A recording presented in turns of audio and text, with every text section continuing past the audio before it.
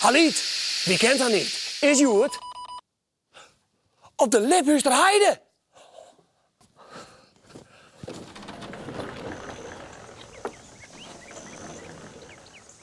Hé, Aliet. Er ligt toch Freek in het Wildza. Ja, hallo daar, Reinoud. Ja, op jacht naar wilde bessen. Als een echte jager in de prehistorie. Binnen der wilde bissen dan?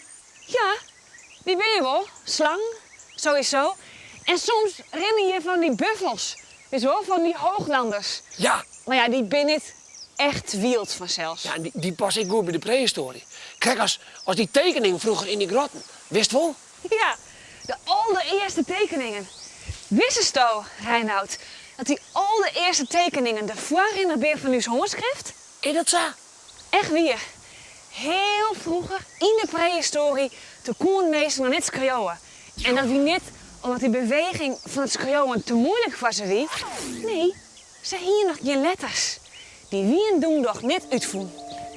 En dat was voor het eerst oors in Mesopotamië. Irak, wist wel, daar werd ze die Tour van Babel ik bouwen wonen. Nou, die Tour van Babel, dat was net zo'n succes, maar werd ze hartstikke goed in wien, die in loonbouw. Het slagen hield die beter om goed eten te verbouwen en vee te houden. Zo volle dat de familie van de boer het net opkoel. De bleu eten oer. En dus konden ze wat nijst van. Handel je. Eten en vee ruil je. Verkeer je. Maar ja, goeie, eerlijke handel, dat verregent om goeie, eerlijke en duidelijke afspraken. Zodat de ien de oor niet bezoren mieter kan. En die afspraken moesten vanzelfs wel even bewaren worden. Zodat ze letter nog eens nijs in kist. Dus die moesten opskreun worden. En zo ontstien de eerste letters.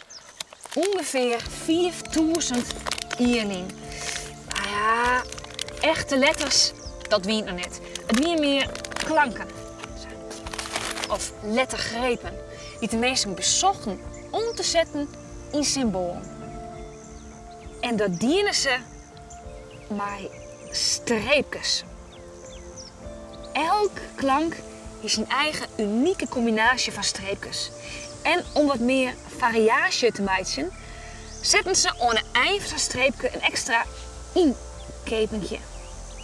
Nou ja, en om te vragen wat het lijkt op dat van een speaker, nemen we het speakerschrift. Nou, hartstikke mooi vanzelfs. Maar ja, er zijn meer klanken als streepjes. En dat zeggen de meesten in Fenicië ook. Dat eerste werd nou ongeveer Libanon leidt. De Feniciërs die betochten 3000 jaar het eerste echte alfabet. Dus niet elke klank zijn eigen symbool, maar elke letter. En nou, het is niet helemaal hetzelfde als het alfabet dat wij Joertendij broeken, maar er kisten nog wel wat in herkennen. Dit is bij gelijks de A van Aliet. Dit is de R Van Reinoud. Nou, grappig, hè? Nou ja, en Fenicië, dat lei onder de Middellandse Zee. Dus die uitvinding die kwam samen via de Grieken en de Romeinen naar Europa toe. Maar het aller eerste begin, dat leidt dus bij de jagers in de prehistorie. Hé, Aliet, wat leuk om te weten. Houdo! Leuk hè? Dikke doei!